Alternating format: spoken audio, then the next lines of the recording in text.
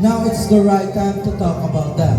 Remember guys, animals, no matter how big or small, has the rights to live free from hunger, thirst, or even danger, where we humans have to play the biggest role. So do your part. Help us protect and conserve our environment, and in behalf of residents and staff, and to our wonderful animal friends, we do hope you enjoyed this presentation. Maraming salamat po. See you around the park.